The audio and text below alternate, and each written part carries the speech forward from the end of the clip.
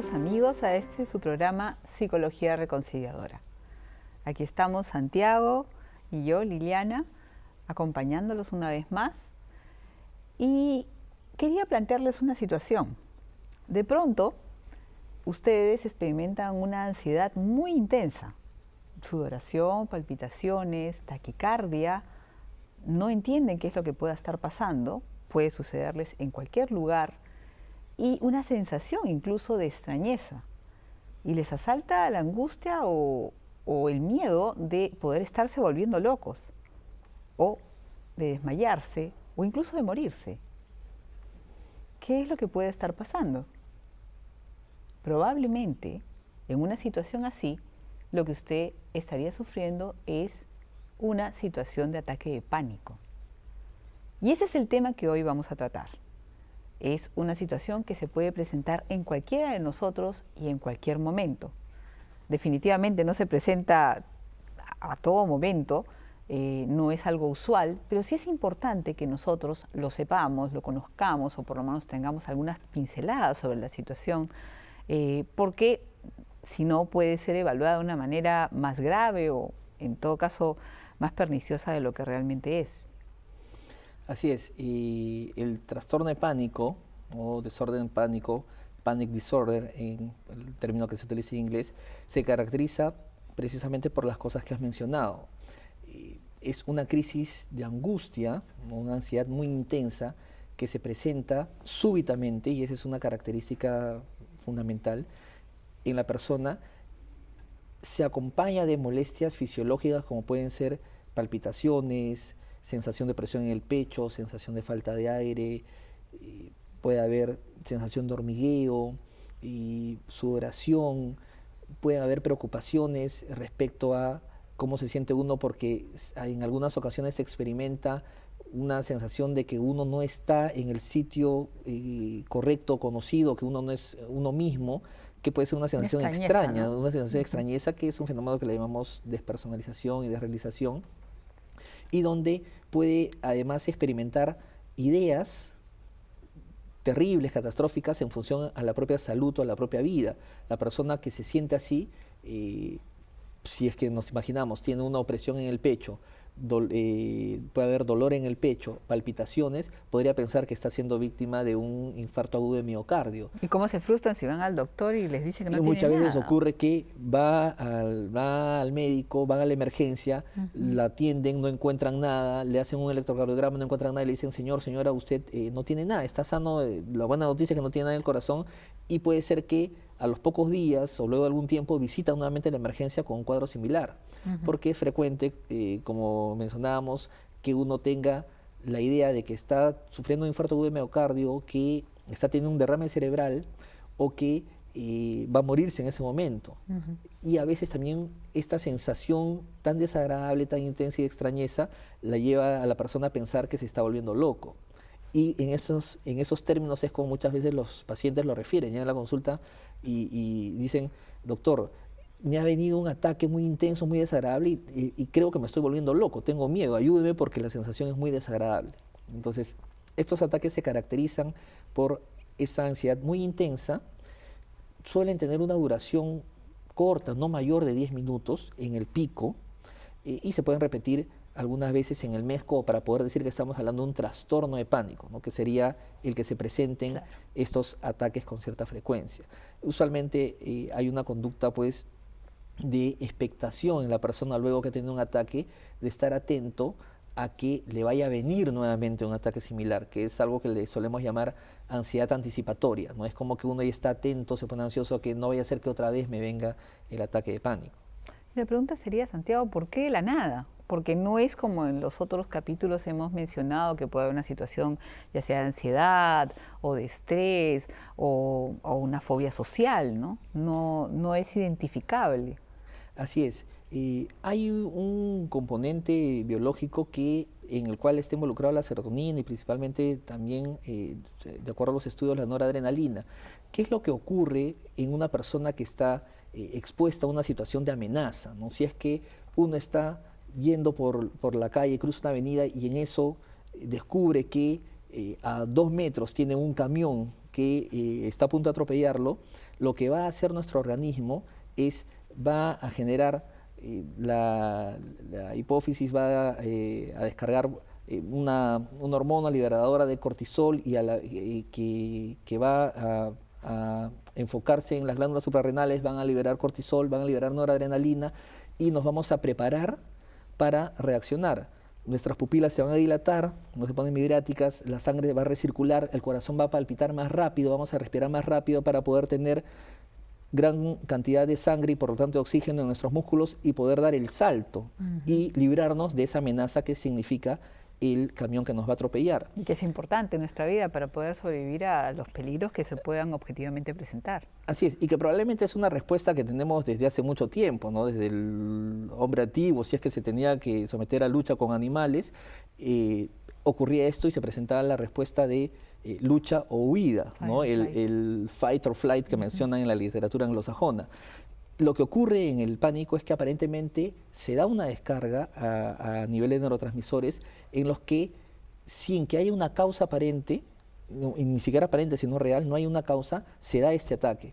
Y es lo que yo le menciono muchas veces a mis pacientes. O sea, esto de acá probablemente te ha pasado en un momento en el que tú estás sumamente tranquilo, sin preocupaciones en el trabajo, ni en la universidad, sin preocupaciones familiares, estás tal vez comiendo papitas o tu popcorn, viendo una película en tu casa y en eso te dio la crisis de ansiedad. ¿Qué es lo que los desorienta? ¿No? ¿Qué es lo que los desorienta? Porque dices, ¿de dónde si yo estoy tranquilo he tenido esta angustia tan intensa?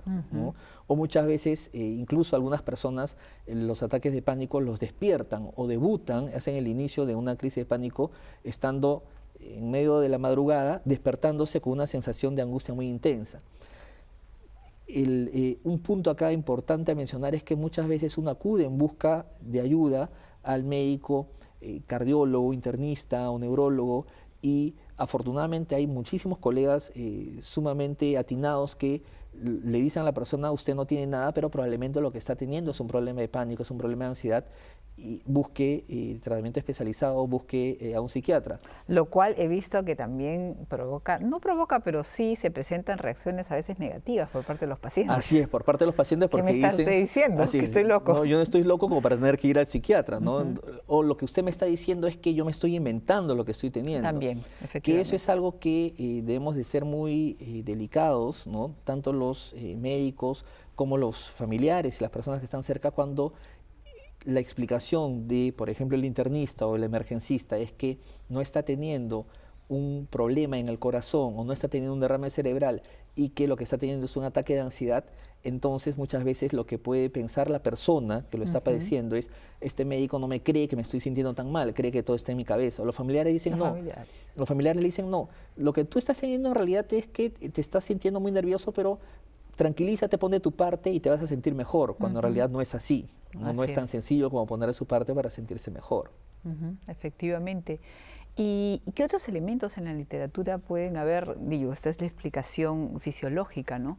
Pero ¿qué otros elementos se ven en la literatura para que podrían predisponer o que se encuentran alrededor de las situaciones de ataques de pánico? ¿O es simplemente una desregulación?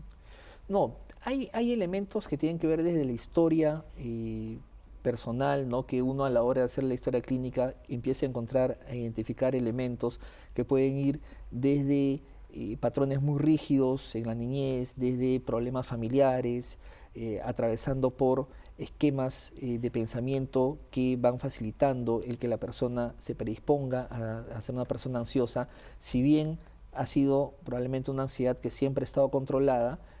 Esta forma de ser y de actuar con ansiedad puede favorecer que posteriormente se desarrolle un cuadro de pánico. Así es, el hecho es que no por aparecer en un momento que parece ser de la nada, quiere decir que no hay que buscar algunos factores que pueden ser cronológicamente en otro momento, pero que es importante considerar y tomar en cuenta, ¿no?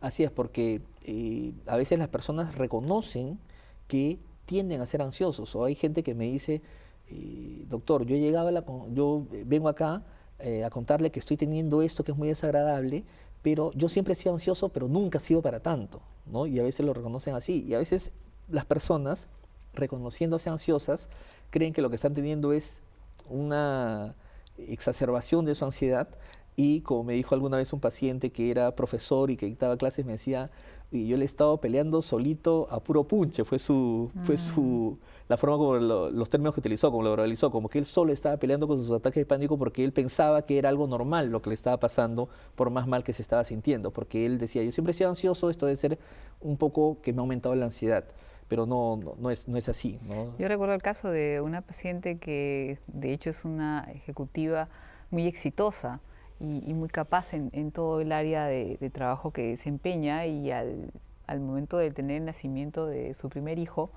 de la nada, ella experimentó, ya habiendo nacido el hijo, estos ataques de pánico, ¿no? Entonces era sumamente interesante, porque claro, es un ámbito que no relacionaba al principio, pero que era totalmente nuevo para ella, y que en un sentido sí era un desafío frente al cual ya después con la terapia uno va como comprendiendo mejor, frente al cual se sentía preocupada, ¿no? No lo categorizaba en el momento, pero que siempre hay algunos elementos que ya nos van dando luces, sobre todo a nivel de conocer la historia de la persona y cómo se ha venido desarrollando. Ahora, ciertamente sí es que hay algunos factores que pueden estar asociados, ¿no? Y es algo, como mencionabas hace un rato, que le puede pasar a cualquier persona. Efectivamente, ¿no? De todas maneras. Hombres, mujeres, adolescentes, personas ancianas, suele empezar en la edad adulta y a veces las personas llegan a la consulta diciendo, me he empezado, una persona de 40 años, digamos, se me ha empezado a presentar este tipo de ataques, pero revisando puede ser que a los 20 o 30 ya había presentado un ataque similar, pero puede presentarse en cualquier persona, y a veces también la búsqueda de explicaciones que tiene uno mismo lo hace pensar que no tendría por qué haberle dado algo así, como que fuera una debilidad, ¿no? He tenido pacientes pues de diversas ocupaciones y profesiones, algunas de ellas que requieren mucho nervio, mucho temple, como se dice, que dicen, doctor, yo ¿cómo me puede haber dado esto? Ahorita estoy teniendo temor, por ejemplo, de manejar, cuando yo antes manejaba sin la mayor preocupación ni dificultad. Y esto me hace pensar en la importancia y en parte también el motivo de por qué venimos conversando estos temas, porque en el caso particularmente del ataque de pánico, cuando el paciente entiende qué es lo que ha ocurrido, es en sí mismo terapéutico. Parte del problema es que al no saber, o muchas veces, obviamente sin afán de generar una hipocondría o algo parecido, pero si uno tiene elementos básicos, va a poderlo afrontar mejor. Porque cuando un paciente presenta un ataque de pánico, luego que se le explica lo que ha ocurrido, luego que va comprendiendo, definitivamente hay un nivel de mejora que es llamativa. No se resuelve, hay que hacer todo un proceso terapéutico efectivamente, pero sí es llamativo cómo mejora.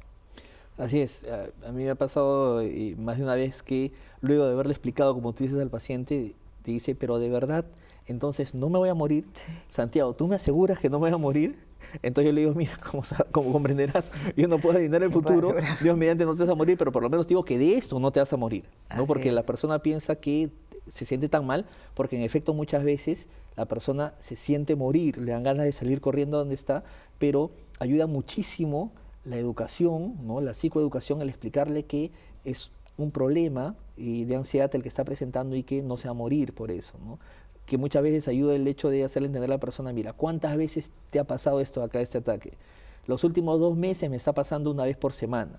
Entonces ayuda, por ejemplo, el ayudarle a identificar, mira, entonces te está ocurriendo más o menos 8 veces al mes, te haber pasado 16 veces que te has sentido morir, ¿cuántas veces te has muerto? ¿No? Claro. Podría parecer como que es una broma de mal gusto, pero sí ayuda a que la persona entienda que eso no lo va a llevar a morir, como muchas veces es la sensación que uno tiene.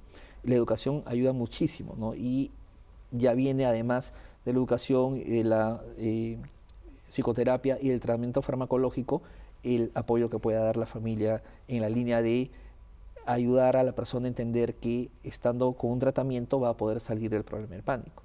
Y una vez más estamos ante una perspectiva integral de tratamiento, ¿no? O sea, el hecho de considerar que solamente con pastillas o con un remedio, que a veces podría pasar que algún profesional de la salud asegure que solamente medicando se va a superar el problema, es recortarlo, es sesgarlo, como también otros profesionales de salud, como psicólogos, que puede ocurrir que digan que es una cuestión de conversarlo, de terapia, de afrontarlo, y en general no se está ayudando. Y fundamentalmente yo creo que algo que viene recorriendo en nuestros diálogos es una propuesta que tome en cuenta todos los aspectos y no temerle, como decía aquí Santiago, no temerle si es que en más de un caso se va a necesitar por un tiempo una medicación. Creo que parte del problema es la dependencia, es el temor a la dependencia, el temor a cómo se va a sentir con la medicación, pero al igual que una enfermedad física puede hacer mucho bien. Así es, y tenemos en cuenta además que es una enfermedad que no es que requiera un tratamiento por tiempo indefinido, como puede ser en el caso de muchas enfermedades médicas. Hablamos de hipertensión, de diabetes, artritis, probablemente lupus, como de también algunas otras enfermedades psiquiátricas, sino que es por un tiempo determinado y ciertamente existen diversos medicamentos, no existen medicamentos que le caigan bien a todas las personas, es encontrar cuál es el medicamento que más le va a ayudar a alguien y confiar en que si se presentan efectos adversos uno puede acudir al médico a comentarle esto para ver si es que es necesario hacer algún ajuste o algún cambio. Pero ciertamente es importante la educación, el tratamiento, y es importante también, como decíamos, el apoyo que pueda brindar la familia, muchas veces el esposo o la esposa, ¿no? En estos casos en los que yo recuerdo, he tenido pacientes, mujeres o varones también, que los esposos han estado al pie del cañón, como decimos, ayudando a la persona, acompañando, teniéndole paciencia, porque a veces estos ataques pueden ser muy desagradables, o alentando, porque hay personas que dicen, cuando están con este problema, ¿hasta cuándo voy a tener estas crisis de angustia, estas crisis de pánico? En realidad, no podemos salir a tener una reunión social porque yo tengo miedo de que me vaya a dar, porque a veces puede ser discapacitante y le puede ser discapacitante y la persona evita salir a la calle o ir a reuniones sociales y se siente mal, hay mucha culpa porque dice lo estoy privando de tener una vida social como teníamos antes a mi esposa y mi esposa, pero he visto esposos y esposas que con mucha paciencia y con mucha caridad han acompañado a su cónyuge en el proceso de recuperarse de un problema de pánico. Y de otro lado, por la persona que lo está padeciendo, también hay todo un desafío de vivir la humildad. O sea, de reconocer que es una situación que va a ir cambiando, pero mientras sucede pueda, como tú dices, ser discapacitante, pero si uno es humilde, si acepta que esto es un proceso, que hay que tomar algunas medidas, y que sí, puede ser limitante, pero que es una ocasión también, como tú dices, para dejarse ayudar. Porque yo creo que un punto importante también en todos estos cuadros, sobre todo más relacionados con ansiedad, hay un factor de humildad, pero entendido como que también es entrega cuando uno se deja ayudar, cuando uno se deja apoyar, cuando uno permite que sea el otro, ya sea la pareja o ya sean los hijos o los amigos, ¿no? Que puedan salir al encuentro, no sobreprotectoramente, pero sí salir al encuentro y apoyar en todas aquellas cosas donde la persona en ese momento se siente tremendamente desamparado, en un sentido. Subjetivamente, quien ha sufrido más de un ataque de pánico, hay momentos que me comparten, experimentan como una especie de desamparo, ¿no? O sea, en el momento que me ocurra, en qué momento puede ocurrir, voy a recibir ayuda o no. Así es, y allí sí muchas veces el hecho de escuchar, por ejemplo, a una persona conocida, amiga, al terapeuta, al médico, al esposo, esposa, los puede ayudar, ¿no? Yo he tenido casos de pacientes que le ha dado el ataque de pánico manejando, conduciendo en su vehículo y que no tenían a nadie al lado, y llamando por teléfono al esposo o la esposa se tranquilizaban, ¿no? Porque sí era un apoyo real que tenían en ese momento. Muchas veces ocurre que en algunas situaciones, y esto me lo preguntabas hace un rato antes de comenzar, si es que habían algunos lugares o algunas situaciones en las cuales con más frecuencia se podía presentar un ataque de pánico, ¿no? Y si bien no es que hayan lugares definidos, lo que sí se ha visto es que algunas veces acompañando al pánico hay un temor a que vaya a ocurrir una crisis o un ataque en un lugar donde uno no pueda recibir auxilio. Y esto es lo que se conoce como agorafobia, ¿no? Que es este temor a estar en lugares en donde uno podría no ser auxiliado, que pueden ser lugares abiertos, como puede ser una playa, un descampado. O multitudes también, ¿no? O multitudes, ¿no? La persona que esté en el supermercado y piensa que le va a venir una de estas crisis y no va, y empieza a evitar salir, ¿no? Por ese temor, ¿no? Tenía una paciente que había ido limitando su funcionamiento porque no salía al mercado, luego no salía a la peluquería, no salía de su casa, e incluso para poderse duchar, para poderse bañar, requería que la esposa estuviera en la habitación del baño al costado, por si es que ella tenía una crisis, no podía salir. A Dios gracias, afortunadamente ella pudo ir venciendo, ¿no?, con el tratamiento que recibió, todas estas etapas, y hasta que un buen día se apareció y me dijo: oye, ¿a que no sabes? Me he venido manejando desde mi casa yo sola hasta acá, ¿no? Que para ella era todo un triunfo, porque en realidad había recobrado parte de su funcionalidad. Y todo esto que venimos hablando, además, si bien es cierto, puede ser evidente o sobreentendido, sí es importante recalcar que está enraizado en un crecimiento en la confianza en Dios. No estamos pensando que el origen y la raíz puede haber sido una falta de confianza, pero sí, de todas maneras podemos afirmar que para poder recuperarse es importante la conciencia de la necesidad de crecer aún más. Si usted, estimado padre de familia o madre de familia, puedan estar sufriendo de un ataque de pánico, como les digo, no quiere decir que no confíe en nada en Dios, que a veces esas dudas también me dicen: ¿por qué? Si yo sí confío en Dios, yo le rezo, yo tengo una relación ¿Por qué me dio con Él, esto? ¿por qué me dio Que esto? no O tiene sea, ¿de relación. dónde? Y como que cuestiona su vida espiritual. Entonces, yo creo que, nuevamente, no por qué, sino el para qué. Es una ocasión necesaria, privilegiada y muy a tomar en cuenta de poder confiar más en el Señor, en su providencia. Dios es un Dios providente, no hay algo en nuestra vida que vaya a ocurrir sin que Él no solamente lo sepa, sino que no entre dentro de un plan de amor para nosotros. Entonces, el crecimiento de la confianza en Dios, el conocerlo aún más, no necesariamente va a significar que uno ha estado alejado, sino que está invitándonos, al permitir esto, a poder confiar más en Él. Dios es un Dios misericordioso que en todo momento va a velar por nosotros. Es real que hay todo un proceso. En el momento lo que la persona piensa es quién me va a asistir, pero sabemos que somos más además que nuestros pensamientos. Además, esos son pensamientos que están vinculados con toda una trama que es este cuadro de pánico del cual estamos hablando, pero mucho más de fondo hay una convicción que necesita ir creciendo. Para ello pedírselo al Señor y pedírselo de todo corazón, con toda humildad y con toda confianza y fe, de que uno vaya creciendo y confiando más en Él.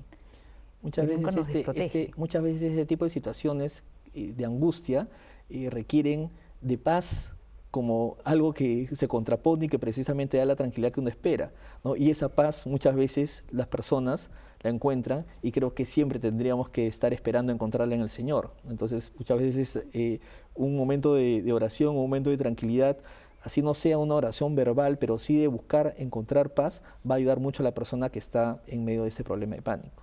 Y como que es una paz de fondo, porque incluso quizás las emociones puedan estar traicionándole o pueden ser una emoción de angustia intensa.